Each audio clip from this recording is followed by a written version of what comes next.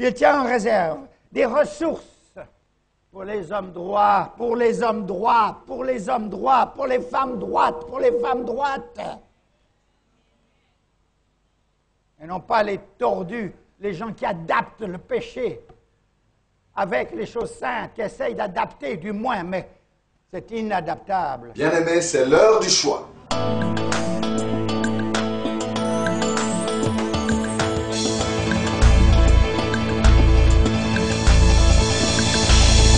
Au pied du Seigneur, je t'invite pour écouter la parole éternelle, car c'est l'heure du choix.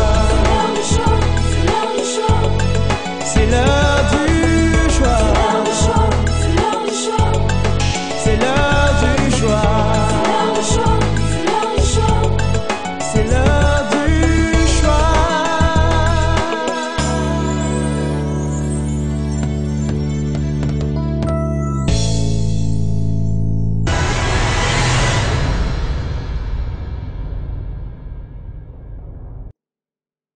Nous sommes heureux d'être là ce matin au milieu de vous et nous bénissons le Seigneur pour sa bonté. Nous vous saluons, vous qui nous suivez sur les médias, de partout où vous vous trouvez. Que la grâce du Seigneur et sa paix soient votre partage à cet instant. Nous prenons nos Bibles, nous les ouvrons dans Genèse au chapitre 25. Nous lirons du 29e verset jusqu'au 34e. Genèse 25, 29 à 34.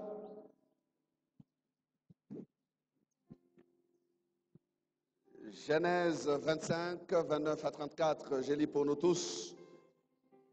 Et ensuite, nous proclamerons ensemble Zacharie chapitre 4, verset 10. Comme Jacob faisait cuire un potage, Ésaü revint des champs accablé de fatigue. Et Ésaü dit à Jacob, « Laisse-moi, je te prie, manger de ce roux-là, car je suis fatigué. » C'est pour cela qu'on a donné à Ésaü le nom d'Édom. Jacob dit, « Vends-moi aujourd'hui ton droit d'aînesse. » Ésaü répondit, « Voici, je m'en vais mourir. À quoi me sert ce droit d'aînesse? » Et Jacob dit, « Jure-le-moi d'abord. » Il le lui jura. Et il vendit son droit d'aînesse à Jacob. Alors Jacob donna à Ésaü du pain et du potage de lentilles. Il mangea et but, puis se leva et s'en alla. C'est ainsi qu'Ésaü méprisa le droit d'aînesse. C'est ainsi qu'Ésaü méprisa le droit d'aînesse. Proclamons ensemble Zacharie 4, verset 10. On y va. Car ceux qui méprisaient le jour des faibles commencements se réjouiront en voyant le niveau dans la main de Zorobabel.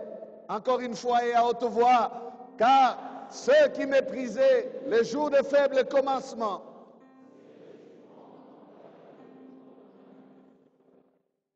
Amen. Bon appétit. J'ai béni le Seigneur pour sa bonté, lui le divin cuisinier. Il ne cesse, bien-aimé, de nous donner la nourriture de sa bonne parole. Et je l'ai béni aussi pour le message du dimanche passé. J'étais en train de le suivre hier, le message sur les temps.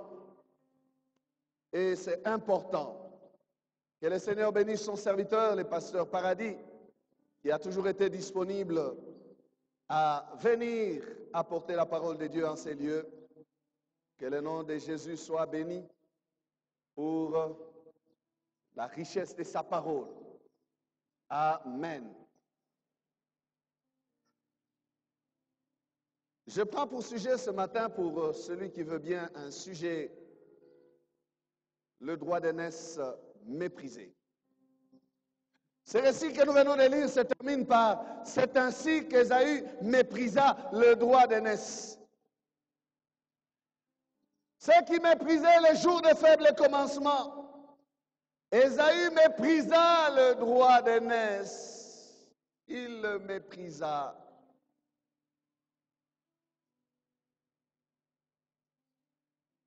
À ses yeux, je pense que ce droit d'aînesse représentait une piètre valeur, un moindre acquis, et il n'en avait que faire. Mais commençons l'histoire par son commencement. C'est l'histoire des deux jumeaux, Ésaü et Jacob. Ces deux jumeaux sont nés d'Isaac et de Rebecca. Isaac lui-même est fils unique, oui, fils de la promesse d'Abraham. Et c'est par Isaac que la bénédiction devait passer. Et vous savez, Dieu a fait une promesse à Abraham, il a dit, je rendrai ton nom grand, tu deviendras le père d'une multitude de nations. Je bénirai ta postérité. Et c'est Isaac, l'héritier. Et c'est par lui que devait passer la bénédiction pour que cette postérité vienne. Ce jour-là, bien-aimés, ce fut un jour qui commença certes normalement pour cette famille. Je parle du jour où Ésaü vendit son droit d'aînesse. Il y eut certains matins qui étaient un matin normal, un matin semblable aux autres matins, mais comme nous le savons tous, que les jours semblent souvent commencer de la même manière, par un certain lever du soleil, par la prise d'un petit déjeuner, pour ceux qui en ont les moyens, ou par des activités de toilette, se laver, se doucher, se brosser les dents et tout ça. C'était pareil ces jours-là dans cette famille-là. Ils se sont réveillés, ils ont fait ce qu'ils devaient faire le matin, et rien n'envisageait que quelque chose de grave allait venir. Et c'est vrai, les jours peuvent se suivre et même semblent se ressembler, mais je dirais que les jours sont différents les uns les autres, et les jours sont différents les uns les autres à cause des événements qui les remplissent, à cause des circonstances qui surgissent tout au long de ces jours. Ces jours-là, ce fut un jour différent des autres jours parce que pour l'un, ce fut le jour d'une grande opportunité. Et pour l'autre, ce fut le jour d'une grande perte. Je parle des deux jumeaux, Ésaü et Jacob. La Bible nous dit qu'Ésaü était un chasseur, un habile chasseur, un chasseur expérimenté. Il se débrouillait très bien dans l'art de la chasse. Mais la Bible dit que Jacob, c'était un homme tranquille qui aimait le séjour en dessous de la tente. Il aimait la tranquillité et la chaleur de la maison. Et nous pouvons donc voir dans le caractère de Jacob une personne qui passait du temps à méditer, mais aussi qui passait du temps à bavarder avec sa mère. Alors qu'Ésaü était tout le temps sorti et tout le temps parti. La chasse, ça se fait dans les champs, dans les surfaces étendues. Et ce jour-là, ce fut comme à son habitude, un nouveau jour pour aller voir et chercher du gibier. Ésaü est allé donc, comme à ses habitudes, chasser. Et Jacob, lui, est resté dans la maison. Jacob est resté tranquille, en dessous de la tente, là où Ésaü est parti. Ésaü n'a rien pris, il n'a rien trouvé. La chasse fut rude. Est-ce que avait-il aperçu un animal quelque part et puis l'a-t-il poursuivi pour voir celui-ci lui échapper? Je ne pense pas. Peut-être qu'il n'a pas eu la possibilité, parce que la Bible dit qu'il était un habile chasseur. S'il avait pu croiser des proies ou du gibier, certainement qu'il aurait attrapé. Il a fait le tour. Et vous le savez, pour ceux d'entre nous qui ont eu une expérience un tout petit peu du village, que les chasseurs ont aussi des pièges. Quand ils sont en brousse, ils ne se contentent pas seulement de chercher les gibiers qui errent ou les animaux qui errent ou qui sont des proies probables, mais ils tendent aussi des pièges. Certainement qu'Ésaü a pris le temps de vérifier dans ces pièges des jours passés s'il y avait des prises. Il fallait vérifier les pièges de ce côté-là. Et puis contourner, aller encore là-bas, aller vérifier l'autre piège. Tourner encore, descendre là, aller vérifier là. Et ce trou qu'il avait creusé là-bas, aller vérifier aussi. Est-ce qu'il y a un animal qui est tombé dedans, qui a été coincé?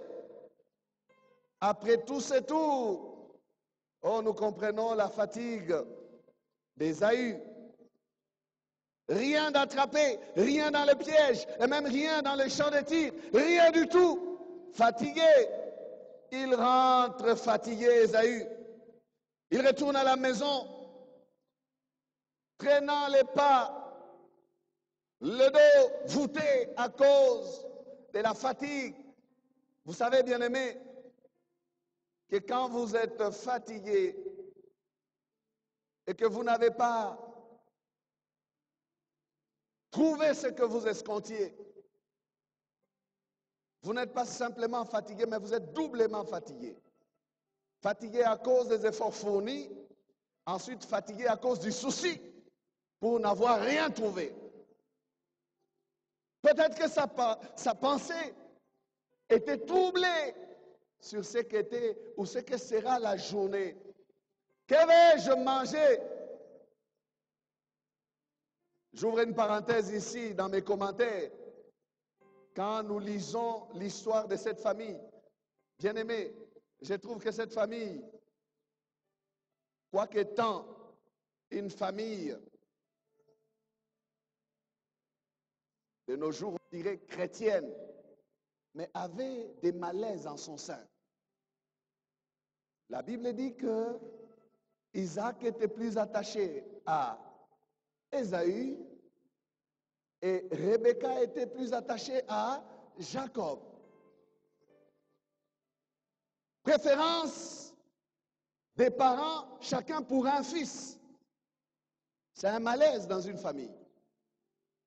Et ensuite, quand je vois encore, quand vous lisez l'histoire de cette famille, la façon dont ils mangent, je trouve ça aussi bizarre. Et même cette affaire dont nous parlons ce matin, c'est une affaire bizarre. Je vois qu'il n'y avait pas tellement une grande communion. C'est un peu à la manière de nos familles de nos jours où chacun a sa chikwang. Chacun sort pour chercher son pain, il rentre, il mange son pain. Vous vivez dans une telle famille, ça c'est compliqué, hein? Chacun, c'est mon pain. Je dois sortir pour me débrouiller, la voir, et je reviens, je mange. Je mange et je regarde mes frères entre. Ils me regardent aussi, je mange, c'est mon pain. Vous me souhaitez seulement bon appétit, regardez-moi seulement. Ne touchez pas moi. Vous savez qu'il y a des maisons comme ça? Vous êtes à 15 dans la maison et chacun mange son plat. Celui-ci sort, il achète les bois ganzotes au coin. Bois ganzotes. Et il vient, il mange. L'autre sort, il va dans ce sens. La fille sort comme ça. Et personne pour demander à personne où est-ce que tu as acheté, où est-ce que tu as trouvé, pourquoi tu as... Personne. Bien-aimé. Bon, je dis, c'est une parenthèse que j'ouvre, que je me précipite de refermer en disant qu'il ne faut pas que dans la famille, on puisse vivre de telle manière-là. Ce n'est pas normal. Si nous sommes des frères et que nous faisons partie d'une même famille, il faut organiser la manière de vivre. Si tu as 10, l'autre a 15, l'autre a 20, vous mettez ensemble, vous préparez ensemble et vous mangez. Vous vous invitez à table. Amen. Surtout pour une famille qui s'est dit chrétienne, comme celle-là. Alors, évoluons. Jacob est en train de faire son potage. Ésaü revient fatigué. Là où il y a l'amour, non, on va servir son frère. Frère, tu es fatigué, tu n'as rien trouvé. Des fois, quand tu amènes du gibier, nous mangeons aussi. Mais ce n'était pas ça le cas. Certainement que quand Ésaü amenait du gibier, les petits n'avaient pas droit à toucher. Certainement. Jacob n'a pas commencé cette affaire de lui-même comme ça pour rien, non. C'était, ça m'engage, hein, les habitudes de la maison. Ce qui est à moi, tu ne touches pas. À moins que je me décide de te le donner. Il revient fatigué. Au lieu de recevoir les soins de son frère, et même d'être fortifié par le potage de son frère, avec un esprit de partage. Non. Il demande, donne-moi un peu de ces roues-là, donne-moi un peu de ton potage. Je suis fatigué, donne-moi un peu. Les petits les regardent et disent, aujourd'hui c'est le jour.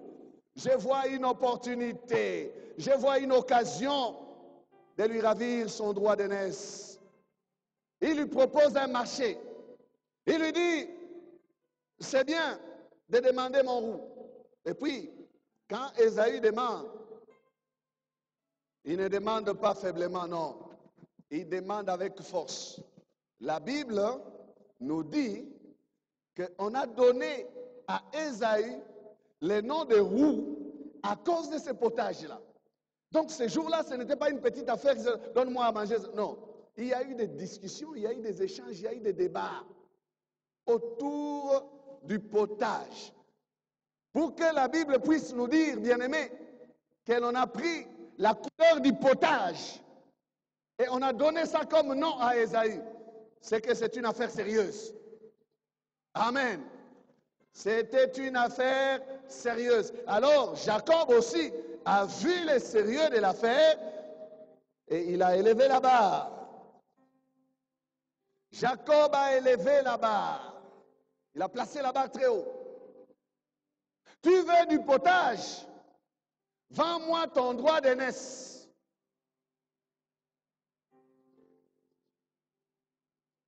Vends-moi ton droit d'aînesse. Je ne te donne pas gratuitement. Peut-être qu'il s'est souvenu que autrefois quand tu as amené ton gibier, pour que je mange ton gibier, tu m'as donné des habits pour que je lave.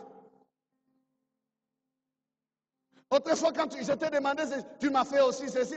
Alors, aujourd'hui, toi aussi, pour que tu manges, tu dois me vendre ton droit d'aînesse. Vends-moi ton droit d'aînesse. C'était sérieux. C'était sérieux. Ésaü a tenté d'insister encore. Arrête de blaguer. Donne-moi rien. Tu ne manges pas. Soit tu vends les droits d'aînesse, soit tu restes affamé.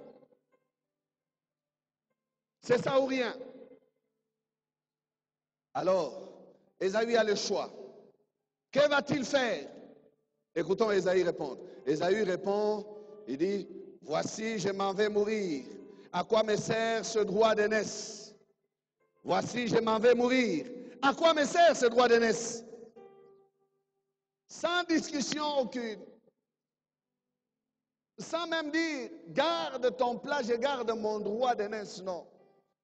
Il dit avec une légèreté surprenante qu'il n'a pas besoin du droit d'aînesse.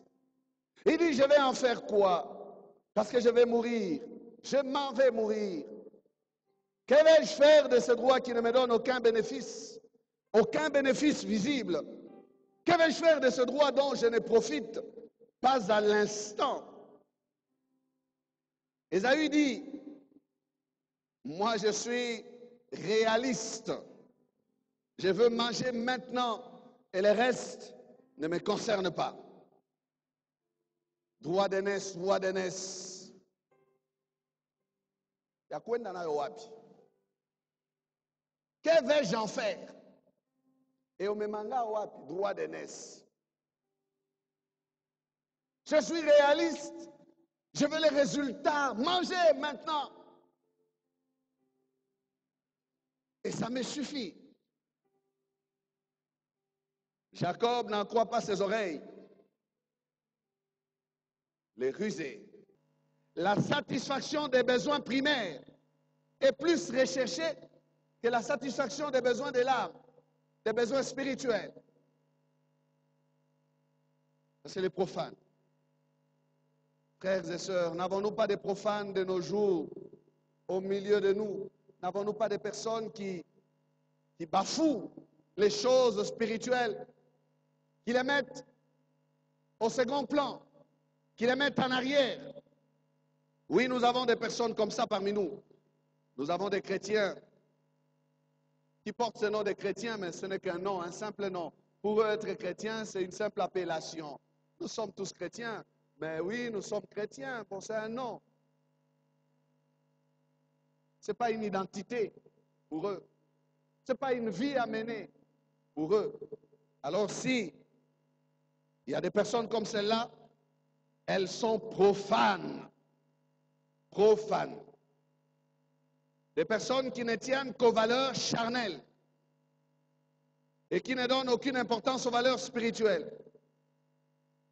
Des personnes qui ne luttent que pour des besoins immédiats, qui ne veulent pas persévérer pour des besoins spirituels ou éternels.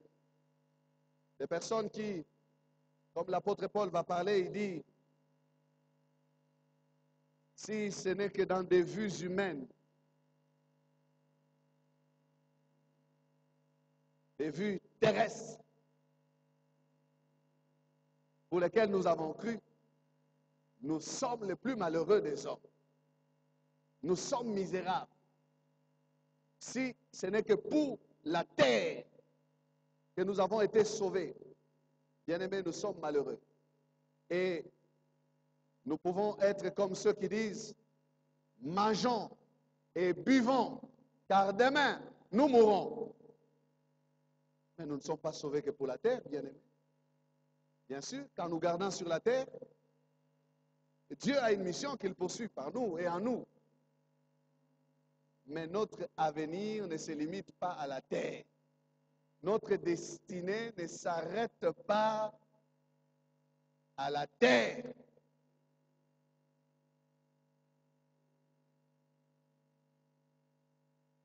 Nous n'avons pas raison de nous attacher qu'aux choses d'en bas et non à celles d'en haut.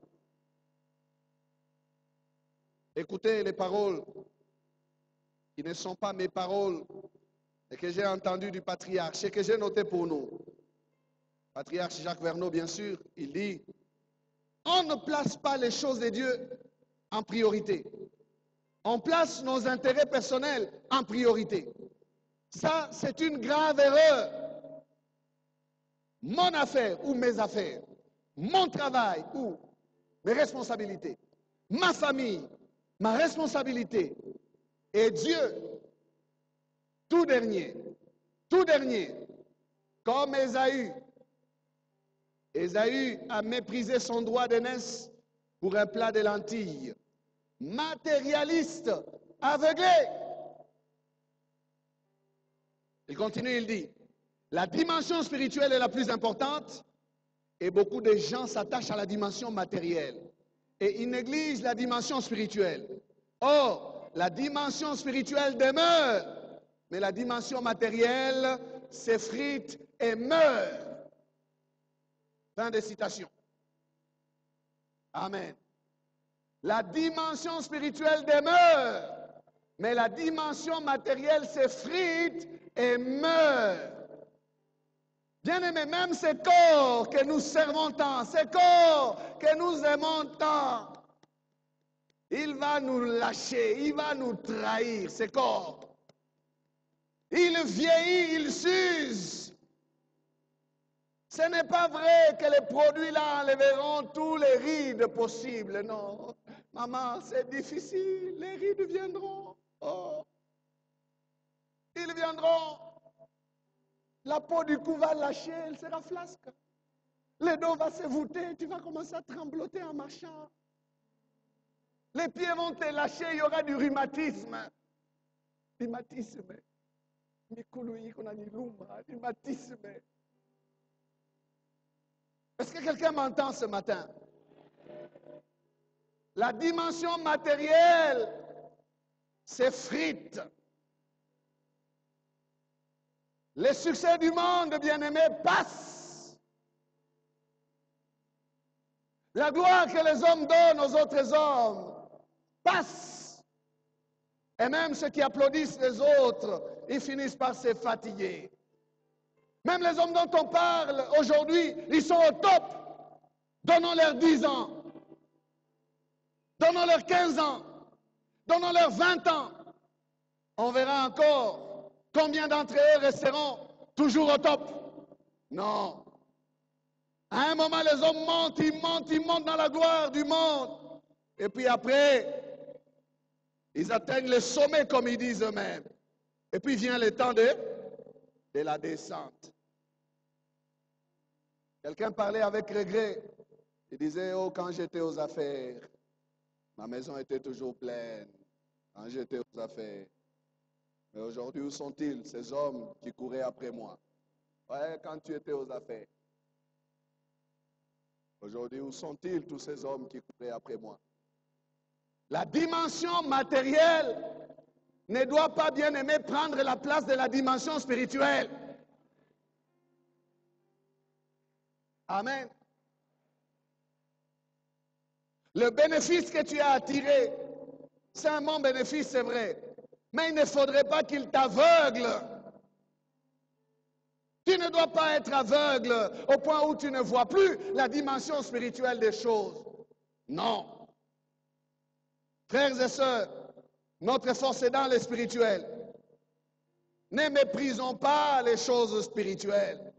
Donnons-leur leur place. Ne disons pas, oh, ça me sert à quoi? Vous savez, même une simple réunion dans la présence de Dieu, vous ne connaissez pas l'impact que cela produit sur votre esprit et sur votre âme dans l'éternité. Une simple réunion, 2 heures seulement un dimanche matin comme celui-ci.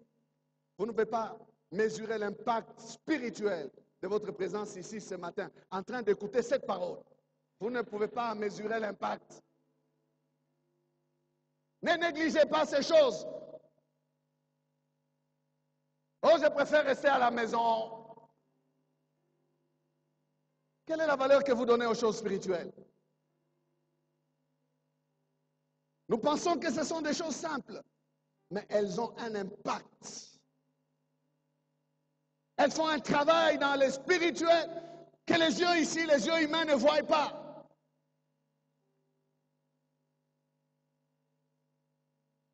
Soyons bien-aimés du côté du spirituel. Ne méprisons pas les spirituels. Genèse 49, versets 3 à 4. Jacob, devenu grand, en train de bénir ses enfants, il va ravir le droit d'aînesse à Ruben à cause de son péché. Ruben, toi, mon premier-né, ma force est les prémices de ma vigueur, supérieur en dignité et supérieur en puissance, impétueux comme les eaux, tu n'auras pas la prééminence, car tu es monté sur la couche de ton père, tu as souillé ma couche en y montant. Il a été destitué à cause de son péché.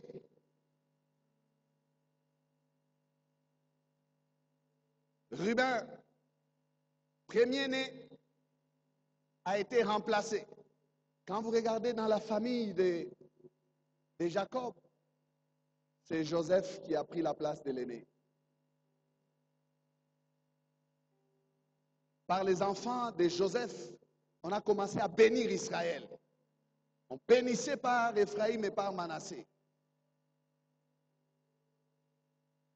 Ils ont été pris dans l'héritage de Jacob.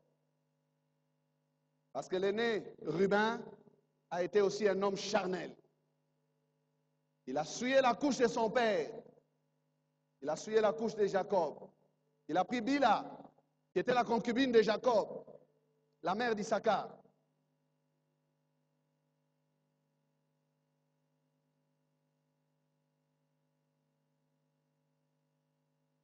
Bien-aimés, défendons le droit d'aînesse. Les chrétiens sont appelés à être comme des palmiers qui ont la plus grande partie, celle des racines cachées. C'est la partie la plus importante. C'est de cette partie que dépend la partie visible de tout l'arbre, de cet arbre appelé palmier. Les biens de la terre, oh, ils doivent être à notre service. Nous voulons posséder des choses, nous voulons avoir des choses. Mais nous ne devons pas être esclaves des choses. Nous voulons bien manger, mais nous ne devons pas être esclaves du manger. Amen. Mangeons pour vivre, mais ne vivons pas pour manger. Amen. Le manger ne doit pas être l'objectif principal. Le plaisir de la chair ne doit pas être l'objectif principal. Nous avons une mission. Nous avons les spirituels bien-aimés à sauvegarder. Écoutez ce que Jésus nous dit. Romains 8, verset 17. Or, si nous sommes enfants, nous sommes aussi héritiers. Héritiers de Dieu et co-héritiers de Christ. Si toutefois nous souffrons avec lui, afin d'être glorifiés avec lui. Nous sommes héritiers de Dieu, co-héritiers de Christ. Donc nous avons accès, bien-aimés, à toutes les richesses spirituelles. En Jésus-Christ, nous sommes bénis de toutes sortes de bénédictions dans les lieux célestes. Et ces bénédictions peuvent se matérialiser dans ce monde, bien-aimés. Nous avons un grand frère qui nous aime, Jésus-Christ. Il a accepté de partager son héritage avec nous. C'est lui notre grand frère aîné. Il n'a pas voulu prendre la double portion pour lui-même. Mais Jésus dit que nous sommes ses co-héritiers. En fait, Jésus-Christ nous donne sa position. Il nous donne sa position. Lui, le premier-né. C'est lui le véritable premier-né, Jésus. Tenté en toutes choses pour vendre son droit d'aînesse. Il n'a pas cédé. Il a tenu tête au diable au désert. Arrière de moi, Satan, disait-il. Il a tenu tête au diable. Le diable lui proposait la gloire des nations de la terre, des royaumes de ce monde. Le diable. Il croyait séduire Jésus-Christ. Il dit, prends cette gloire et mets-toi à genoux. Vous savez ce que ça signifie? C'est vendre son droit. Quitter la position que le Père lui a donnée pour prendre celle que le diable lui donnait et commencer à souffrir. Là où Adam a échoué, Jésus a réussi. Adam a vendu, mais Jésus a gardé. Jésus n'a pas cédé. Tenté en toutes choses, il n'a point commis de péché. Il a enduré, bien-aimé, la tentation. Et il a vaincu. Il ne pouvait pas vendre son droit pour une gloire passagère que le diable lui promettait. Il avait part à la gloire éternelle. Jésus est devenu le premier en tout. Il est le premier des ressuscités, le premier d'entre les morts, si bien que l'on peut réellement l'appeler l'alpha et l'oméga, le premier et le dernier. Alléluia. Premier d'entre les morts, premier parmi les vivants, premier parmi les grands. Il a reçu le nom qui est au-dessus de tout nom. Il n'y a personne qui peut dire qu'il est le premier. Non, c'est Jésus le numéro 1 véritable.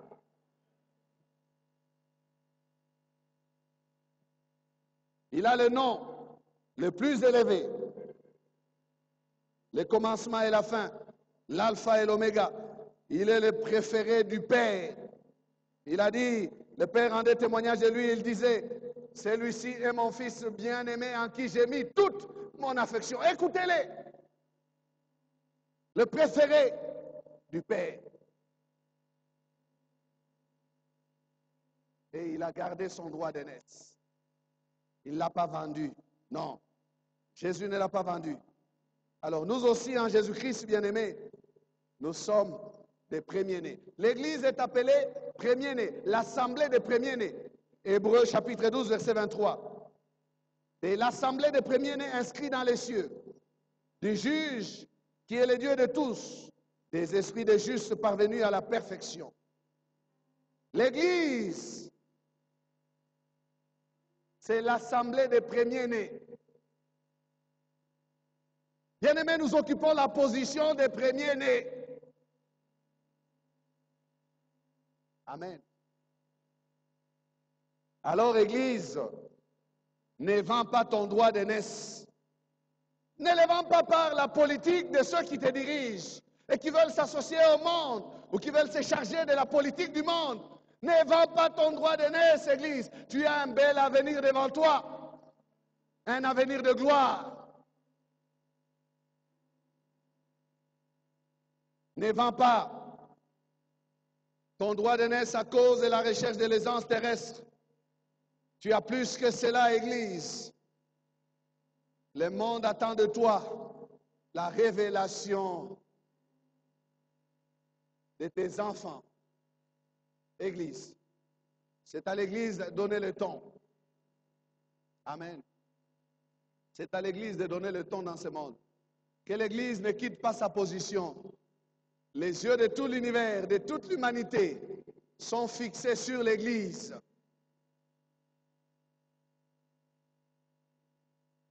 Par où commencent les œuvres de Dieu?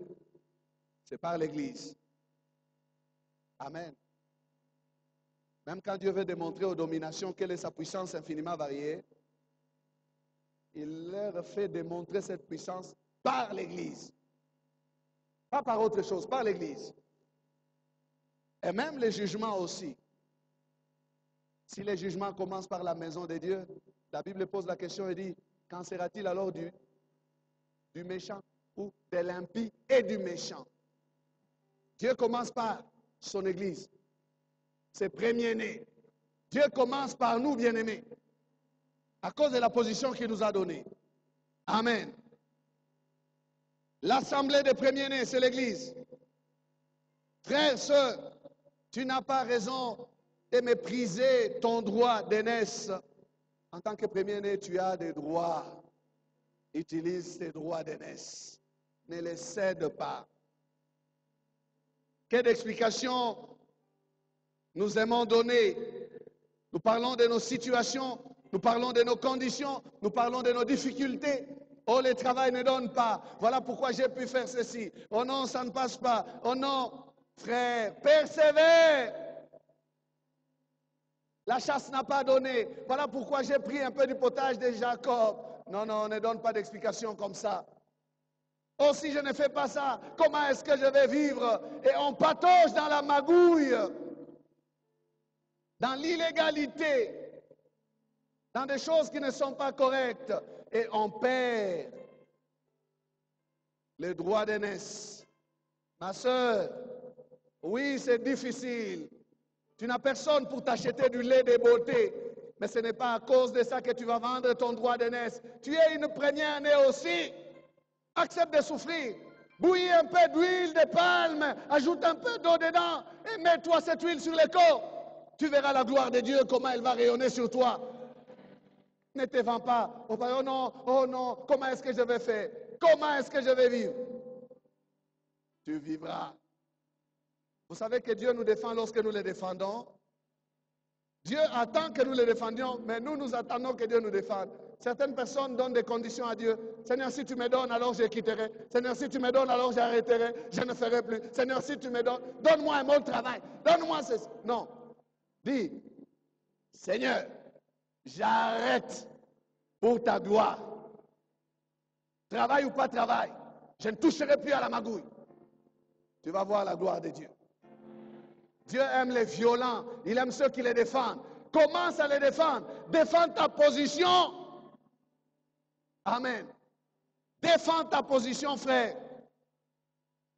Parce que ta position vaut plus que les possessions. Amen. Ta position vaut plus que les possessions. Tu quittes ta position, tu manges, mais tu n'as plus de gloire. Tu n'as plus de témoignage. On commence à te pointer comme frère la pengua. C'est la pengua. Tu quittes ta position. Tu as des possessions, mais tu n'as plus de témoignage. À quoi cela? Ça sert à quoi? À rien. Ne vends pas ton droit d'aînesse. Dis ça à ton voisin. Ne vends pas ton droit d'aînesse. Reste dans ta position. Reste sous la puissance du sang de l'agneau. Restons, bien-aimés, sous la puissance du sang de l'agneau. En Égypte, les premiers-nés devaient être frappés, mais ont été épargnés. Que les premiers-nés qui étaient sous la puissance du sang de l'agneau ne quittent pas cette position-là. Reste sous la puissance du sang, le sang.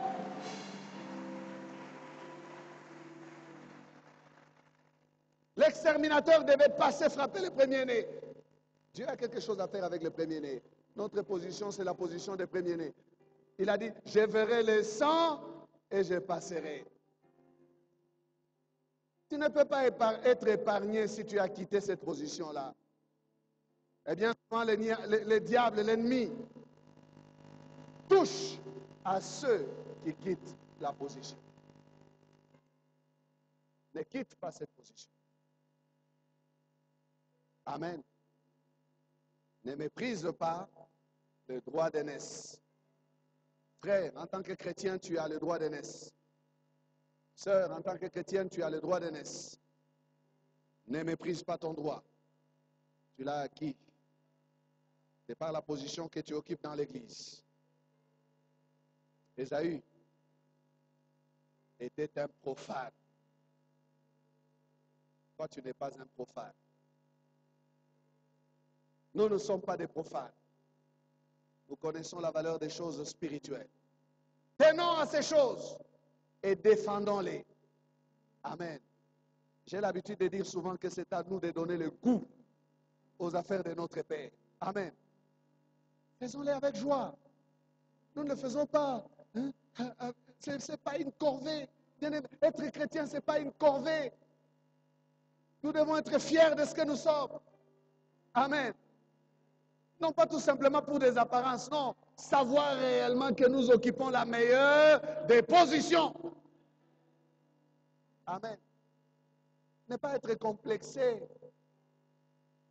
à cause des possessions seulement, non. Et qui a dit qu'en Christ, vous ne pouvez pas avoir de possessions? Je sais que Jésus bénit, et il bénit très bien. Alléluia. Il donne des promotions à ceux qui les cherchent. Il élève aussi ses enfants. Amen. Mais l'erreur des enfants de Jésus, c'est quoi? C'est que quand ils sont élevés, ils changent de priorité des choses. Les spirituels passent derrière. Au lieu d'être mambanaïs. Amen. C'est ainsi que, matière à réflexion, aujourd'hui beaucoup de gens disent, oh non, oh, nous prions, il faut que les pays soient dirigés par des chrétiens. Vous voulez dire que ceux qui dirigent ne sont pas des chrétiens? Oh, il faut prier pour que tous les postes, les grands postes. Le problème n'est pas celui-là, frère. Le problème est celui de connaître sa position et de la défendre où qu'on se trouve. Si nous n'apprenons pas à défendre notre position là où nous sommes, même quand nous serons au sommet, nous trahirons le Seigneur. Ceux qui sont montés, qui ont trahi, ils l'ont trahi parce qu'ils trahissaient avant. Ceux qui étaient fidèles, ils ont mangé les mets du roi et ils se sont corrompus. Soyez de la race de Daniel. Acceptez les matembele et l'eau. Rejetez les mets du palais. Dès que vous mangez les mets du palais, le mélange vient. parle en parabole.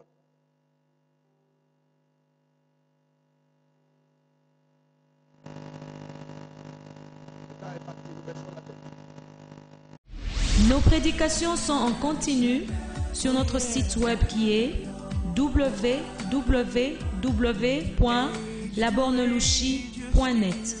Vous pouvez aussi nous écrire aux adresses électroniques suivantes: lepasteur@labornelouchi.net, guillamani@gmail.com. Pour toutes vos requêtes, écrivez-nous à l'adresse électronique suivante: requêtes@labornelouchi.net. Et si vous désirez nous contacter, appelez-nous au numéro suivant: 099 99 56 891.